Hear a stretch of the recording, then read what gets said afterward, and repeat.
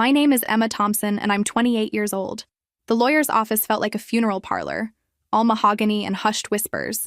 My father sat rigid beside my mother, his jaw clenched so tight I could hear his teeth grinding. My brother Michael slouched in his chair, already counting millions in his head, though he looked thinner than usual and kept checking his phone nervously. Where are you watching from today? Drop your location in the comments below and hit that like and subscribe button if you've ever felt completely overlooked by your own family. You'll definitely want to stick around for what happened next. Let me paint you the picture. There we were, the Thompson family, gathered for Grandpa James's will reading. The old man had died 6 months ago, and honestly, he was the only person in that room who'd ever made me feel like I mattered. Dad had been circling like a vulture ever since, making calls to financial advisors and muttering about finally getting what we deserve. I'd always felt like the odd one out in our family. While Dad and Michael shared the same sharp jawline and dark eyes, I had Mom's softer features and lighter hair. Grandpa used to say I looked exactly like his sister Margaret had at my age, though I'd never met her since she'd died long before I was born. Mr. Brennan, our family lawyer for 30 years, cleared his throat. The moment had arrived. James Thompson built quite an empire over his lifetime, he began. Thompson Industries, real estate holdings across 4 states, mineral rights, investment portfolios, and various trusts. The total estate value is approximately $187 million. The room fell silent. Even Dad, who'd thought he knew the extent of Grandpa's wealth, looked stunned. Michael's phone slipped from his fingers. To my son Richard, Mr. Brennan continued, I leave the sum of $5 million, with hopes he'll finally learn fiscal responsibility. Dad's face darkened, but he stayed silent. Mom got her jewelry collection and the summer house, worth about $8 million total. Then came the big moment. To my grandson, Michael Thompson, I bequeath $33 million, trusting he will use this wisely to build his future. Michael actually pumped his fist, though his relief looked almost desperate. I'd noticed he'd been avoiding family gatherings lately, and when he did show up, he seemed distracted and anxious. All eyes turned to me. The family afterthought. The daughter who'd chosen teaching over business, kindness over cutthroat competition. Dad looked at me with that familiar mixture of disappointment and disdain. And to my granddaughter Emma, the lawyer read, his voice oddly flat. Your grandfather has left specific instructions. Quote, Emma gets nothing from the primary estate. She can go earn her own money like the rest of the world. The silence was deafening. Mom actually smiled. That thin, satisfied smirk she wore whenever I got put in my place. Michael snorted with laughter. Guess Grandpa finally saw through all that teacher's pet nonsense.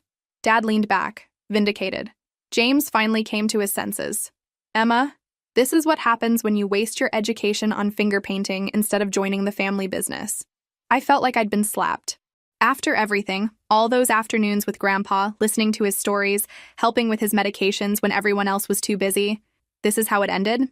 But Mr. Brennan was still sitting, still shuffling papers. He cleared his throat again. However, there is one more item. He produced a thick manila envelope, sealed with red wax. Your grandfather left instructions that this envelope was to be opened only after the primary will reading and only in Emma's presence. Dad's expression faltered. What envelope? There was never mention of any envelope. What came next changed everything. The room fell silent as Mr. Brennan broke the seal on that mysterious envelope. His eyes widened as he read, and I watched his professional composure crack slightly. My father shifted nervously. For the first time since we'd arrived, he looked genuinely concerned. This is a separate codicil to the will, Mr. Brennan announced carefully. Written entirely in Mr. James Thompson's hand and properly witnessed. He looked directly at me. Emma, your grandfather has left you something quite different from what we just discussed. I could feel my family's eyes boring into me, but something in the lawyer's tone made me sit up straighter. The kindergarten teacher they'd dismissed was about to discover that Grandpa James had seen something in me that no one else had. My dearest Emma, Mr. Brennan began reading, if you're hearing this, it means you've witnessed your family's true colors. I'm sorry for that theatrical display, but I needed them to reveal themselves before you learned the truth. Dad's face was turning red. What truth? What is this nonsense? The lawyer continued. Emma, you visit me without wanting something. You ask about my day, my health, my memories. You inherited your great-aunt Margaret's kindness along with her green eyes and gentle nature. My throat tightened. I'd always wondered why I looked so different from Dad and Michael. Now, pieces were starting to fit together in ways I hadn't expected. Therefore, I am leaving Emma Thompson 51% controlling interest in Thompson Industries, effective immediately upon my death. Additionally, she inherits my complete real estate portfolio, investment accounts, and mineral rights, totaling approximately $124 million. The silence that followed was so complete I could hear my own heartbeat. Thompson Industries wasn't just some side business.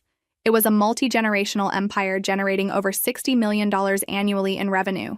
And I now owned most of it, plus wealth that dwarfed even Michael's inheritance. Michael's face had gone chalk white. That's impossible. Dad runs Thompson Industries. Dad's always run it. No, Mr. Brennan said quietly.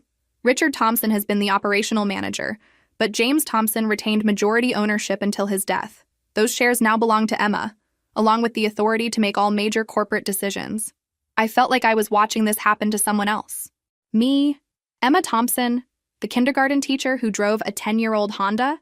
I now controlled a business empire and personal wealth that made me one of the richest people in the state. Dad exploded from his chair. This is outrageous. Emma doesn't know the first thing about running a business. She can barely manage her classroom budget. Actually, I said quietly, surprising myself with how calm I sounded. I have an MBA from Northwestern with a focus on family business succession. I just chose not to use it the way you wanted me to. The shock on their faces was almost worth the years of condescension. Almost. But Mr. Brennan wasn't finished reading. Emma, I need you to know that your father has been stealing from Thompson Industries for the past 5 years. I have documented proof of fraudulent expenses, kickback schemes, and systematic draining of company resources into personal accounts. The theft started small, a few thousand here and there, but has escalated to over $800,000 annually. Dad's face went from red to gray in seconds. More troubling, Richard has been using company funds to pay Michael's gambling debts. Over the past 3 years, approximately $47 million has been funneled through fake contracts and consulting agreements to cover what has become a catastrophic addiction. I turned to Michael, who looked like he might vomit. $47 million? That explained the desperate relief when he'd learned about his inheritance, and why even $33 million might not be enough. The real scope of my family's betrayal was just beginning to unfold. Mr. Brennan's hands were shaking slightly as he continued reading Grandpa's letter. The room felt like it was shrinking around us, the weight of these revelations making it hard to breathe. Emma, the company is actually in excellent financial health, but only because I've been quietly covering the theft from my personal accounts to prevent bankruptcy. I couldn't let 4 generations of Thompson work be destroyed by Richard's desperation and Michael's sickness. I looked at Michael, who was staring at his hands like they held answers. Michael, is this true? $47 million? His voice was barely a whisper. The people I owe, they're not the kind who accept payment plans. They made it clear what happens if I don't pay. He touched his ribs unconsciously, and I noticed what looked like fading bruises on his wrists.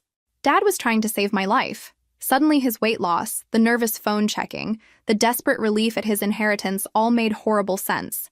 He wasn't just a gambling addict. He was a man running from people who would kill him if he couldn't pay. How much do you still owe? I asked quietly. Michael's voice broke. With interest and penalties. About $52 million. The inheritance covers most of it, but not all. And they want it within 60 days or... He didn't finish, but the implication hung in the air. My brother was facing death if he couldn't come up with nearly $20 million more. Dad found his voice. Emma, you have to understand. I never meant for it to go this far.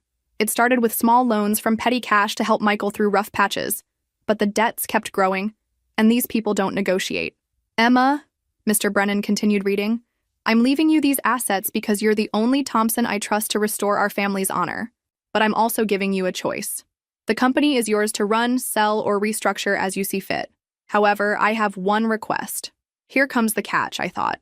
There's always a catch. If you choose to take control of Thompson Industries, you must decide what to do about Richard's employment. The evidence of his crimes is in safety deposit box 447 at First National Bank. The key is taped under the bottom drawer of my desk. But remember, sometimes the right choice isn't the easy choice, and family loyalty must be balanced against justice and responsibility. The room erupted. Dad was shouting about impossible situations and desperate measures. Mom was crying. Whether from shame or terror, I couldn't tell. Michael was just staring at me with the look of a drowning man watching his last lifeline. And me? I was calculating. The kindergarten teacher they'd dismissed was running numbers in her head and realizing the magnitude of what I'd inherited. Not just wealth and power, but the responsibility for my family's survival. There's one final part, Mr. Brennan said, raising his voice. The room fell silent. Emma, I've also discovered that you've been receiving financial assistance through the Education Foundation for the past 6 years, $200 monthly to supplement your teaching income. This came from a trust I established because I wanted you to be able to follow your passion without financial stress while I prepared you for this moment. That explained so much.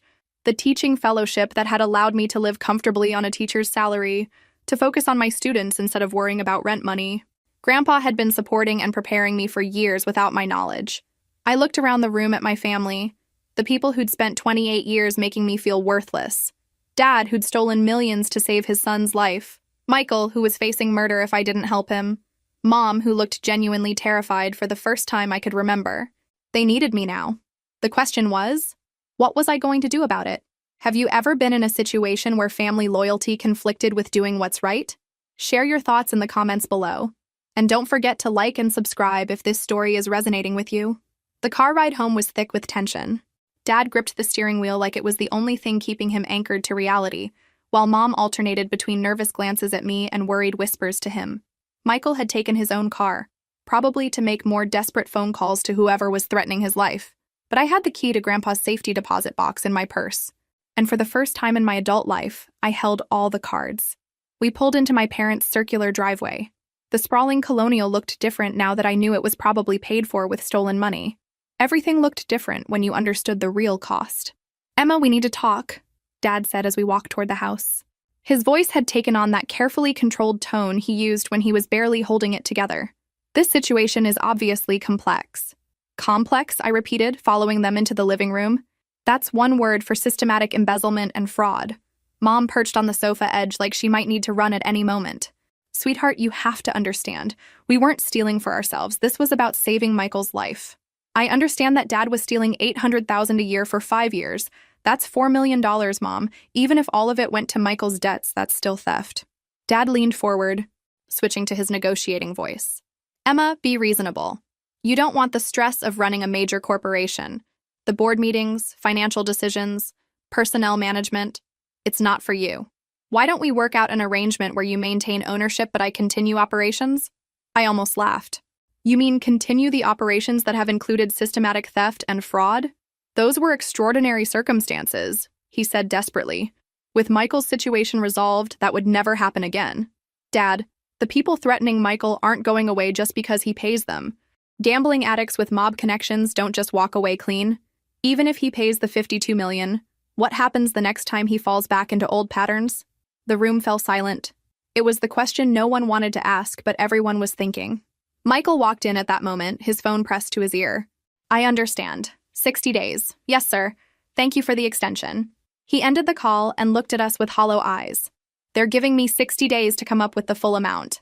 If I'm even 1 day late?" "How much are you actually short?" I asked directly. $19.7 million, he said quietly. "I can liquidate some of the inheritance immediately, but not enough." I pulled out my phone and did quick calculations. "Michael, if I loan you $20 million against your future inheritance distribution, you can pay off these debts completely. But there would be conditions." Hope flickered in his eyes for the first time since the will reading. "What conditions?" "You enter a residential treatment program for gambling addiction. Minimum 1 year, possibly longer depending on professional recommendation. You surrender control of your remaining inheritance to a trust managed by independent financial advisors. And you have no involvement with Thompson Industries until you can prove 5 years of recovery." "Emma," Mom said, "don't you think that's a bit harsh?" "Mom, what's harsh is letting him spiral back into addiction and putting the entire family through this again. What's harsh is letting Dad continue stealing from his own father's company to enable destructive behavior."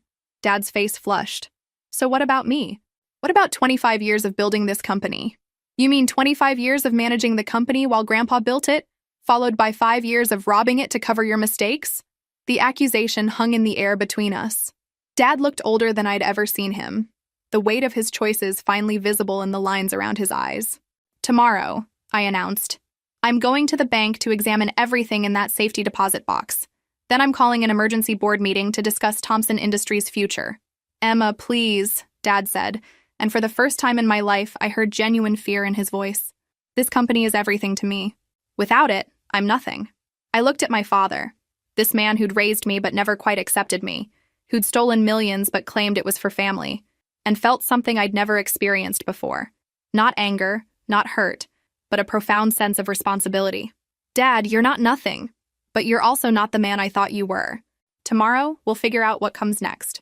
The next morning, I stood in front of First National Bank 30 minutes before they opened, watching the morning rush hour traffic and trying to process how my life had changed in less than 24 hours. Mrs. Chen, my principal, had been understanding when I called to request emergency family leave, though she had no idea her kindergarten teacher was now one of the wealthiest people in the city. The safety deposit box area felt like a vault in more ways than one, all steel and fluorescent lighting and the weight of secrets about to be revealed. Box 447 was larger than I'd expected, and when I turned Grandpa's key, I understood why. The box contained 6 thick folders, each meticulously organized in Grandpa's precise handwriting. The first folder, labeled Richard's Financial Crimes, contained 5 years of documentation that turned my stomach. Dad's theft had started small, a few $1,000s disguised as client entertainment, but had escalated systematically as Michael's debts grew larger and more dangerous. The second folder, Michael's Creditors, contained correspondence that read like something from a crime thriller. These weren't casino debts or sportsbook losses. Michael had borrowed from organized crime figures who charged interest rates that would make loan sharks blush. The threats in the later letters were graphic and specific about what would happen if payments stopped. But it was the third folder that made my hands shake. Thompson Industries' true financial status. The company wasn't just profitable, it was extraordinarily successful. Annual revenue had grown from $40 million to $62 million over the past 5 years, despite Dad's theft. Without the constant drain of stolen funds, Thompson Industries should have been generating massive profits and growing exponentially. The fourth folder contained something I hadn't expected: Emma's preparation. Inside were copies of every academic paper I'd written in graduate school, letters of recommendation from professors, and detailed analyses of my business proposals. Grandpa had been tracking my intellectual development for years, building a file that proved I wasn't just qualified to run Thompson Industries, I was specifically educated for it. At the bottom was a handwritten note: Emma, you are inheriting more than money. You are inheriting the responsibility to decide what kind of person you want to be and what kind of legacy you want to build. The easy choice would be to sell everything and walk away rich. The right choice is harder to see and harder to execute. Trust yourself. Grandpa James. My phone buzzed. A text from Michael. Can you meet me for lunch? I need to explain some things about the debts. It's worse than it sounded yesterday. I texted back, Starbucks on Maple Street at noon. I had 3 hours to prepare, and I intended to use every minute. First stop, Margaret Hensley's law office. I'd researched corporate attorneys online, and her reputation for protecting client interests was legendary. Exactly what I needed for what was coming. Margaret's office was intimidating by design. Glass and chrome and the kind of expensive minimalism that screamed competence. When I explained my situation and showed her copies of Grandpa's evidence, her eyes lit up with professional interest. Ms. Thompson, she said, leaning back in her leather chair, your grandfather was extremely thorough. You have documented proof of systematic embezzlement, clear legal ownership of controlling corporate interest, and, most importantly, the financial resources to either save or destroy everyone involved. I don't want to destroy my family, but I can't let this continue. Then we need to move carefully. As majority shareholder, you have the authority to terminate your father immediately, but given the complexity of the theft and the family dynamics, I'd recommend calling an emergency board meeting for early next week. That gives us time to prepare a comprehensive presentation and gives your family time to adjust to the new reality. What about Michael's situation? The people threatening him won't wait for corporate restructuring. Margaret's expression darkened. If these creditors are who I think they are based on this documentation, your brother is in genuine physical danger. The $20 million shortfall isn't just about money, it's about survival. As I left Margaret's office, I felt the weight of impossible choices settling on my shoulders. In less than a week, I'd gone from being the forgotten daughter to holding the power of life and death over my entire family. Time to hear exactly how much worse Michael's situation really was. Michael was already waiting when I arrived at Starbucks, hunched over a corner table like he was trying to disappear. The golden boy who'd sailed through life on charm and privilege looked like he'd aged 5 years in 2 days. His hands shook as he lifted his coffee cup, and I noticed he kept glancing toward the windows like he expected someone to walk in. Thanks for meeting me, he said as I sat down. I wasn't sure you would after everything. What did you need to tell me, Michael? He took a shaky breath. The debt situation is more complicated than I explained yesterday.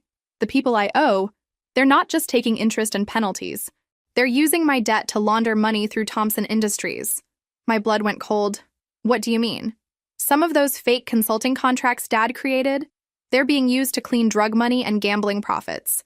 The people I owe have been using our family business as their personal washing machine for the past 18 months. I set down my coffee carefully, trying to process this nightmare. Michael, are you telling me that Thompson Industries is unknowingly involved in money laundering? Not unknowingly, he whispered.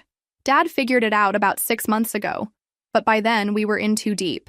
They made it clear that if we tried to stop or expose them, they'd kill me and frame Dad for the whole operation. The room seemed to tilt around me. This wasn't just about gambling debts or family theft anymore. This was about organized crime and federal charges that could destroy not just my family, but every employee who worked for Thompson Industries. How much money are we talking about? They've laundered about $12 million through the company over the past year and a half. The contracts look legitimate on paper, but the consulting services never existed. It's all fake. I pulled out my phone and started taking notes. Who else knows about this? Just me and Dad. Mom suspects something, but we've kept her out of it to protect her. Michael's voice broke. I never meant for it to go this far. The gambling started as just stress relief after work. But then I was winning, and the amounts got bigger, and when I started losing, I thought I could win it back. Michael, listen to me very carefully. These people you owe, do they know about my inheritance? Do they know I now control the company? His face went pale. I may have mentioned it when I was negotiating the 60-day extension. Why? Because now they know there's a new source of money, I thought, but didn't say. Now they know they can pressure me the same way they pressured Dad. We need to get you into protective custody, I said quietly. Today, before they decide you're worth more to them as leverage against me than as a debtor. I can't hide forever, Emma. Even if I pay the $52 million, they'll want me to keep laundering money through the company. That's how these operations work. Once you're in for life unless what? Unless someone with real power decides to shut them down permanently. The implication was clear. Michael wasn't just asking me to save his life with $20 million. He was asking me to use my inheritance and corporate control to wage war against organized crime. As I walked to my car, my phone rang. Margaret Hensley. Emma, we have a problem. I've been researching Thompson Industries' recent contracts, and I found irregularities that suggest money laundering operations. We need to meet immediately. I know, I said quietly. It's even worse than you think. The kindergarten teacher who'd been dismissed as the family failure was about to discover that running a legitimate business empire might be the easy part. The hard part would be staying alive long enough to do it. Margaret Hensley's emergency Saturday meeting felt like a war council. Her conference room table was covered with financial documents, legal briefs, and what looked like surveillance photos. When I walked in, she was on the phone with someone, speaking in the clipped tones lawyers use when lives are at stake. Yes, I understand the federal implications, she was saying. We need to move fast. She hung up and looked at me with grim determination. Emma, we're not just dealing with corporate crime anymore. This is a federal case involving organized crime, money laundering, and potentially racketeering charges. I sank into the leather chair across from her desk. How bad is it? Thompson Industries has been used to launder approximately $12 million over 18 months. That's enough to trigger RICO statutes, which means everyone associated with the company, including you as the new owner, could face criminal liability unless we act immediately. What do you mean? Act immediately? Margaret pulled out a thick folder. I've been in contact with the FBI's Financial Crimes Division. They've been investigating the crime family that's been using your company, and they're willing to offer immunity to your family in exchange for cooperation. My hands started shaking. FBI? Michael told me about the money laundering this morning, but I didn't realize it was already under federal investigation. Your brother's creditors aren't just loan sharks, Emma. They're part of the Marconi family, one of the most sophisticated organized crime operations on the East Coast. The FBI has been trying to penetrate their money laundering network for 3 years. She opened the folder and showed me surveillance photos of men in expensive suits entering and leaving Thompson Industries offices. These photos were taken over the past 6 months. Do you recognize any of these people? I studied the images. One face looked familiar, a man I'd seen at company parties, someone Dad had introduced as a new client. Another photo showed the same man shaking hands with Michael outside a restaurant. This one, I pointed to the familiar face. Dad introduced him as Tony Romano, said he was interested in our manufacturing services. Anthony Romano is Vincent Marconi's nephew and the family's primary money laundering coordinator. If he's been meeting with your father and brother regularly, then Thompson Industries isn't just accidentally involved. It's been specifically targeted as a front operation. The room felt like it was spinning. In less than a week, I'd gone from kindergarten teacher to unwilling heir to potential federal defendant in an organized crime case. What exactly does the FBI want from us? Margaret pulled out another document. Complete cooperation. Your father and Michael would wear recording devices to document how the laundering operation works. You would maintain normal business operations while allowing federal agents to monitor all financial transactions. And most importantly, you'd help them arrange a meeting with Vincent Marconi himself. A meeting? Why would Vincent Marconi want to meet with me? Because you now control 51% of their money laundering operation. Because your brother owes them $52 million that they expect you to pay. And because they need to know whether the new owner of Thompson Industries is going to be cooperative or problematic. I felt sick.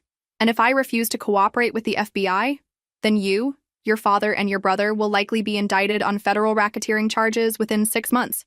Even if you're eventually acquitted, the legal fees and reputational damage would destroy Thompson Industries and bankrupt your family. And if I do cooperate, then you help the FBI take down one of the most dangerous crime families on the East Coast, save your family from federal prosecution, and inherit a clean company worth over $100 million. She made it sound simple, but I knew better. People who testified against the Marconi family didn't just walk away clean, they either entered witness protection or ended up dead. How long do I have to decide? The FBI needs an answer by Monday morning. Vincent Marconi's people are expecting to meet with you next week to discuss future business arrangements. If you're going to wear a wire to that meeting, we need to start preparation immediately. As I left Margaret's office, my phone buzzed with a text from an unknown number. Miss Thompson, we should talk about your family's business interests. Tomorrow 2 p.m., Romano's restaurant downtown. Come alone. The message wasn't signed, but I knew who it was from. Vincent Marconi wasn't waiting for me to decide. He was forcing the issue. What do you think Emma should do? Trust the FBI and risk her life, or try to handle the mob on her own? Drop your predictions in the comments below. I called Margaret immediately after receiving the text. Within an hour, I was back in her office with 2 FBI agents who looked like they'd stepped out of a crime thriller. Serious faces, dark suits, and the kind of quiet intensity that suggested they'd seen things most people couldn't imagine. Special Agent Sarah Chen introduced herself and her partner, Agent Rodriguez. Ms. Thompson, we've been monitoring the Marconi family's operations for 36 months. Your family's situation gives us an unprecedented opportunity to penetrate their inner circle. What you're asking me to do could get me killed, I said bluntly. Agent Rodriguez nodded. We won't lie to you. There are risks. But Vincent Marconi isn't going to simply forgive your brother's debts and walk away from a profitable laundering operation. Whether you cooperate with us or not, you're already in danger. What kind of danger? Agent Chen opened a tablet and showed me surveillance footage. This was taken yesterday afternoon. The video showed Michael walking to his car, completely unaware of the black sedan following him. Your brother is being watched constantly. These people don't make idle threats. I studied the footage, my stomach knotting with fear and anger. What about protective custody? We can offer temporary protection, but not indefinitely. The only permanent solution is to neutralize the threat by building a case strong enough to dismantle their operation entirely. Margaret leaned forward. Emma, there's something else. Thompson Industries' legitimate business could be incredibly valuable to law enforcement ongoing investigations. With your cooperation, we can turn the company into a controlled asset that helps us monitor and document organized crime financial networks. You want me to run a fake business? No, Agent Chen said firmly. We want you to run a real business that also happens to provide intelligence about criminal activities. Thompson Industries would continue operating normally, generating profits and employing people. But we'd also use it to track money laundering patterns and identify other businesses involved in organized crime. I walked to the window, looking out at the city where I'd grown up feeling invisible and unimportant. Now I was being asked to become a key player in the most dangerous game imaginable. If I agree to this, what happens to my father and Michael? Your father would face state charges for embezzlement, but we'd recommend minimum sentencing in exchange for cooperation. Michael would enter a federal witness protection program after helping us document the laundering operation. Both would avoid federal racketeering charges. And what happens to me? Agent Rodriguez consulted his notes. You'd remain as CEO of Thompson Industries with full FBI support and protection. We'd provide security, legal counsel, and financial backing to help you rebuild the company's legitimate operations. After our investigation concludes, probably 18 to 24 months, you'd own a clean, profitable business worth substantially more than its current value. The offer was tempting, but I wasn't naive about the costs. What about my safety during those 18 to 24 months? We'd provide covert protection and surveillance. You'd wear recording devices during meetings with crime family members, and we'd give you training in personal security and threat recognition. My phone buzzed with another text from the unknown number. Looking forward to our conversation tomorrow. Your family's future depends on it. Margaret showed the message to the FBI agents. Agent Chen's expression darkened. That's Vincent Marconi's personal phone number. He doesn't usually communicate directly with assets until he's ready to make them permanent parts of his operation. Or eliminate them, Agent Rodriguez added quietly. I sat down heavily, feeling the weight of impossible choices settling on my shoulders. 24 hours ago, my biggest concern had been whether to help my gambling-addicted brother pay his debts. Now I was facing a choice between federal prosecution or becoming an undercover asset in a war against organized crime. What exactly would happen at tomorrow's meeting? Agent Chen pulled out what looked like a small button. If you agree to cooperate, you'd wear this recording device. We'd have agents positioned around the restaurant and a team monitoring the conversation in real time. Your job would be to act like a nervous new business owner trying to understand what these people want from Thompson Industries. Which is basically what I am, I said with bitter humor. Exactly. The best cover stories are the ones closest to truth. I thought about my kindergarten students, about the simple world I'd inhabited just a week ago where the biggest drama was playground arguments and parent conferences. That world felt like another lifetime. I need to talk to my family before I decide anything. Emma, Margaret said gently, whatever you choose, you need to choose quickly. Vincent Marconi isn't the kind of man who tolerates delay or indecision. As I drove home, I realized that the scared little girl who'd always felt powerless was about to discover what real power meant, and whether she had the courage to use it. The family meeting that evening felt like a funeral. Dad sat in his leather recliner looking like he'd aged 10 years in a week, while Mom paced nervously by the windows. Michael was curled in the corner of the sofa, constantly checking his phone for threats that might be coming. We need to discuss our options, I began, setting down the FBI documents on the coffee table. And we need to be completely honest with each other for the first time in years. Dad looked up with hollow eyes. What options? We're trapped, Emma. These people don't negotiate. They own you, or they eliminate you. Tell me exactly how this started, Dad. Not the sanitized version. The truth. He was quiet for a long moment, then began speaking in a voice I'd never heard before. Defeated, ashamed, utterly broken. It started 3 years ago when Michael's gambling debts hit $2 million. I thought I could borrow from company accounts temporarily, pay back the money within a few months. But the debts kept growing, Michael added quietly. Every time I promised to stop, something would happen. A sure bet, a hot tip, a system that couldn't lose. I kept thinking the next big win would solve everything. Mom sat down heavily. I knew something was wrong, but every time I asked questions, you both told me it was just business stress. I should have pushed harder. Mom, they were protecting you, I said. If you'd known about the money laundering, you'd be facing federal charges too. Dad's head snapped up. Money laundering? How do you know about that? I explained my meetings with Margaret and the FBI, watching their faces cycle through shock, fear, and something that might have been relief. When I finished, the room was silent except for the ticking of Mom's grandmother clock. So our choices are prison or becoming FBI informants? Michael asked. Or we try to handle this ourselves and probably end up dead, I replied bluntly. Vincent Marconi isn't going to let us walk away from a $12 million laundering operation just because we ask nicely. Dad leaned forward. Emma, you don't understand how dangerous these people are. I've been in meetings with Vincent's nephew, Tony. They talk about violence like normal people discuss the weather. They've shown me photos of people who tried to cross them. Which is why we need federal protection. Dad, you and Michael would testify about how the laundering operation works, help the FBI build their case, and then enter witness protection if necessary. What about you? Mom asked. What would you do? I took a deep breath, still not entirely believing what I was about to say. I'd stay and run Thompson Industries as an FBI asset, help them monitor criminal activity while rebuilding the company's legitimate operations. The room erupted. Dad was shouting about the insanity of putting me in danger.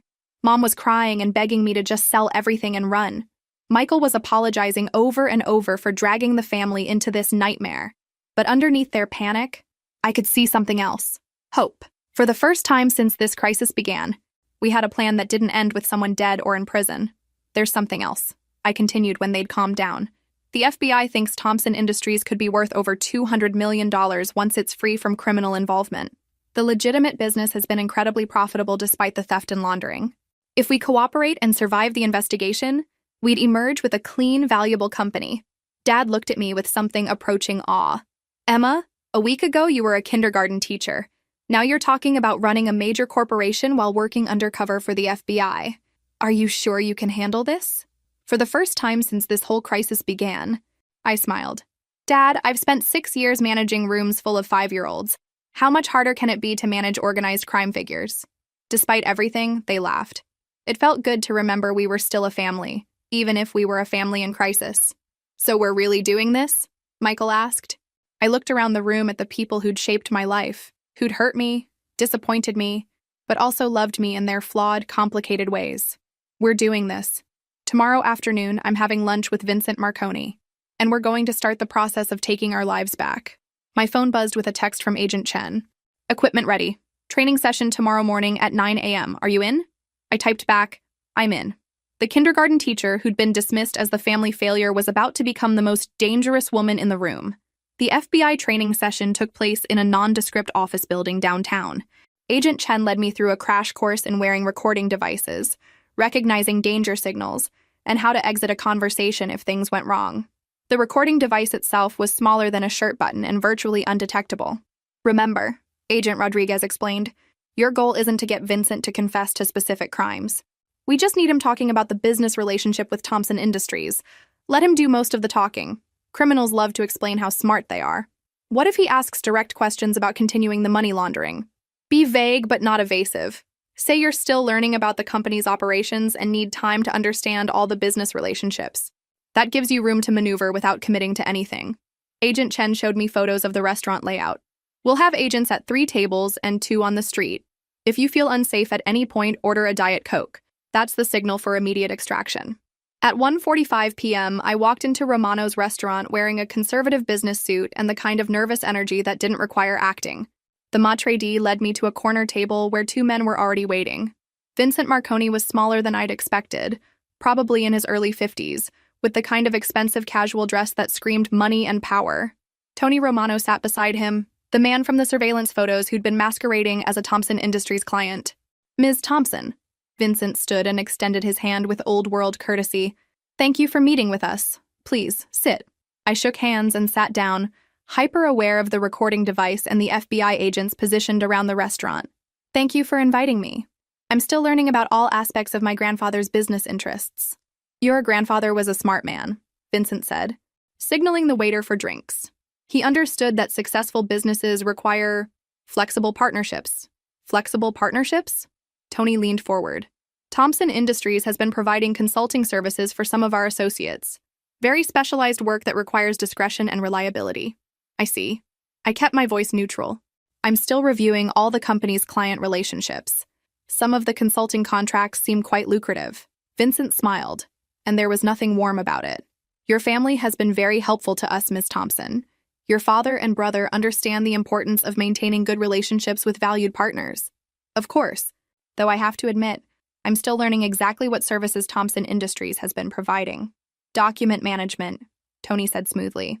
Financial record keeping, helping our associates organize their business transactions in ways that satisfy regulatory requirements.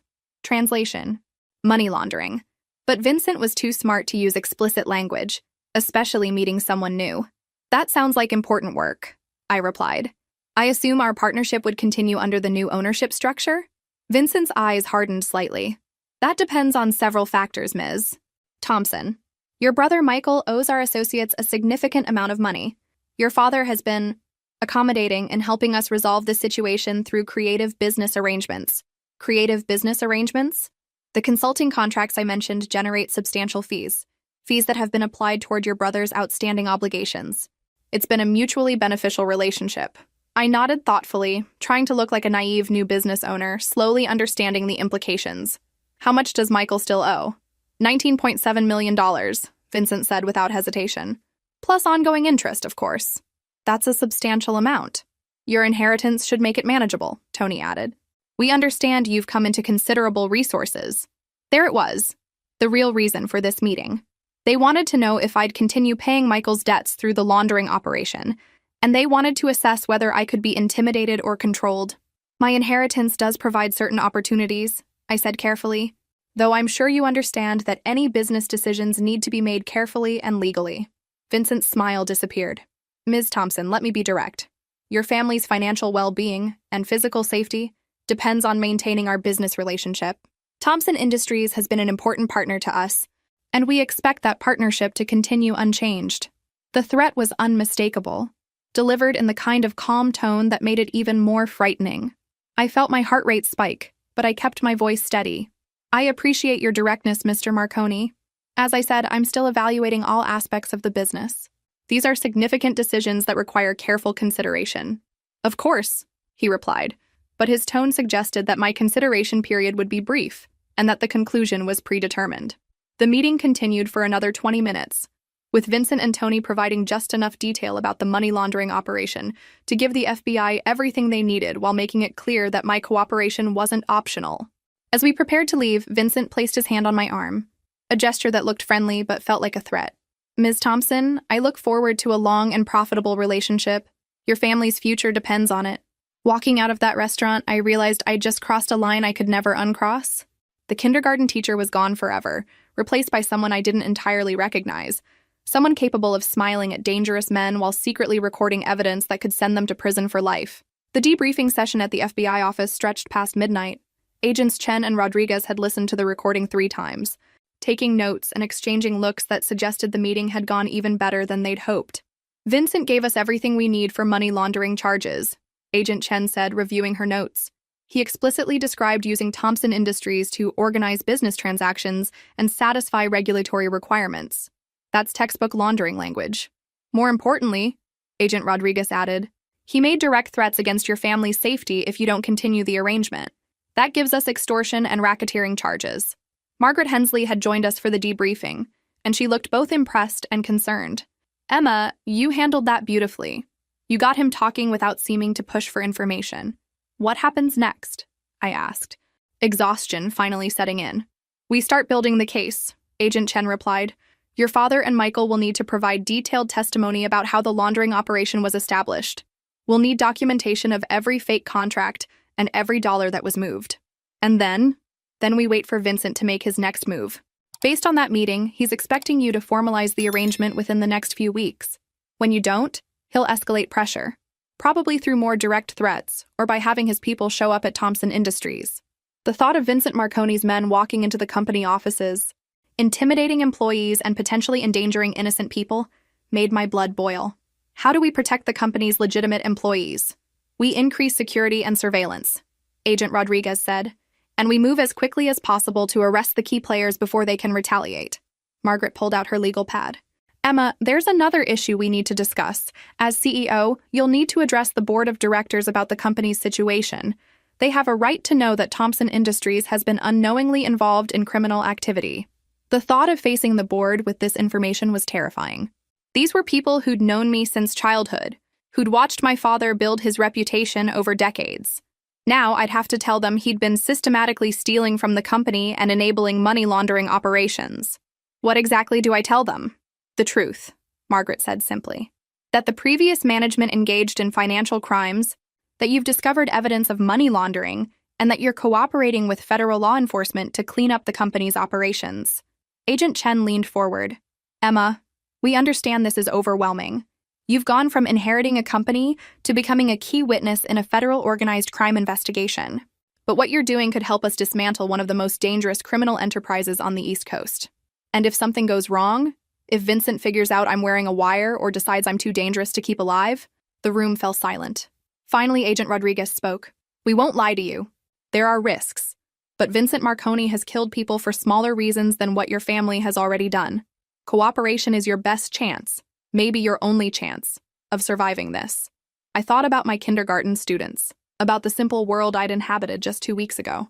That Emma Thompson felt like a character from someone else's life story. When is the next phase? Vincent will probably contact you within the week, Agent Chen said. He'll want to formalize the arrangement, specific contracts, payment schedules, maybe introduce you to other people in his organization. Each contact gives us more evidence and brings us closer to having enough for arrests. How many more meetings like today? Probably 3 or 4 over the next 2 months. Then we'll have enough evidence to move against the entire Marconi organization. 2 months. 60 more days of smiling at dangerous men while recording evidence that could save or destroy my family. 60 more days of pretending to be someone I'd never imagined becoming. As I drove home at 2 a.m., I realized that the woman looking back at me from the rearview mirror wasn't the same person who'd walked into that lawyer's office 2 weeks ago. She was stronger, smarter, and infinitely more dangerous than the kindergarten teacher had ever been. The question was, would she survive long enough to find out who she was becoming? My phone buzzed with a text from the same unknown number. Pleasure meeting you today. Looking forward to our next conversation about expanding our business relationship. Vincent Marconi wasn't waiting for me to decide. He was moving forward with plans that assumed my cooperation. The next phase of this deadly game was already beginning.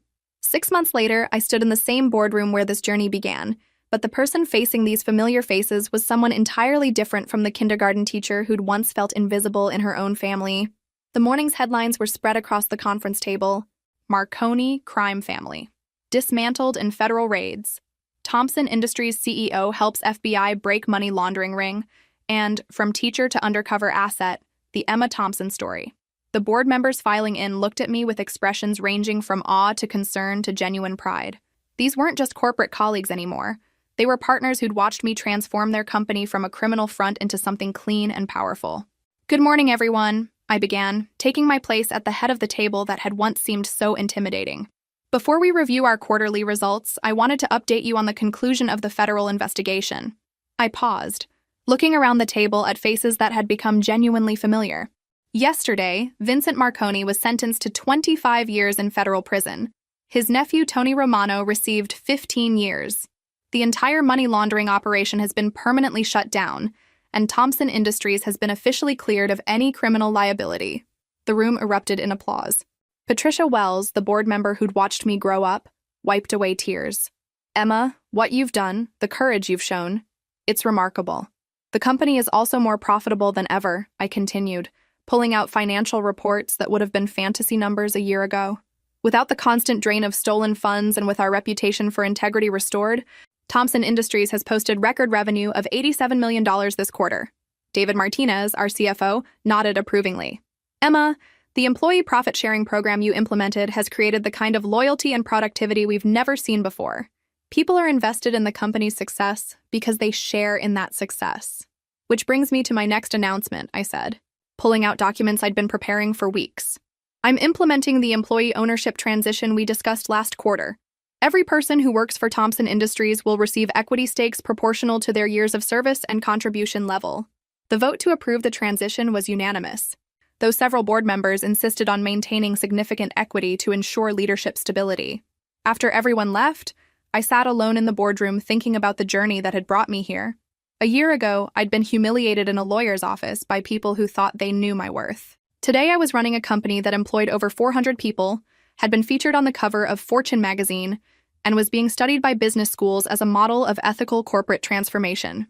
My phone buzzed with a text from my former teaching colleague.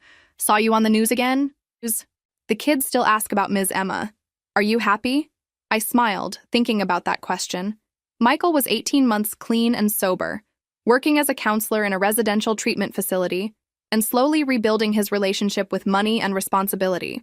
Dad had served 6 months in minimum security prison and was now working with Margaret's law firm, helping other family businesses identify and prevent financial crimes. Mom had started a nonprofit organization providing support for families affected by gambling addiction. We were still a family, just a different kind of family. One built on truth instead of secrets, support instead of enabling, and genuine care instead of manipulation. Outside my office window, the sun was setting over the city where I'd grown up feeling like I didn't belong anywhere. Now I belonged exactly where I was supposed to be. Not because of inherited wealth or family connections, but because I'd chosen to become the person my grandfather always believed I could be.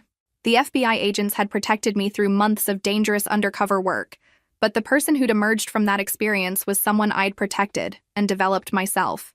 The scared little girl who'd been told she wasn't good enough had grown up to prove that she was better than anyone had dared to imagine. Thompson Industries had become more than just a successful business. It was proof that integrity creates stronger foundations than shortcuts, that character matters more than connections, and that sometimes the people who believe in you most are the ones who see your potential long before you recognize it yourself. If this story resonated with you, make sure to like and subscribe for more tales of people who discovered their true strength when they stopped accepting other people's definitions of their worth. Sometimes the greatest inheritance isn't money or property, it's the courage to become who you were always meant to be. James Thompson had given me more than a company or a fortune. He'd given me the gift of believing in myself, and that gift had multiplied into something beyond his wildest imagination. The kindergarten teacher they dismissed had become someone who could smile at organized crime figures, work undercover for the FBI, and rebuild a family business empire, all while never forgetting the values that had made her worthy of trust in the first place. The little girl who'd been told to go earn her own money had done exactly that, and in the process, she'd earned something far more valuable: the unshakable knowledge that she was exactly who she was meant to be.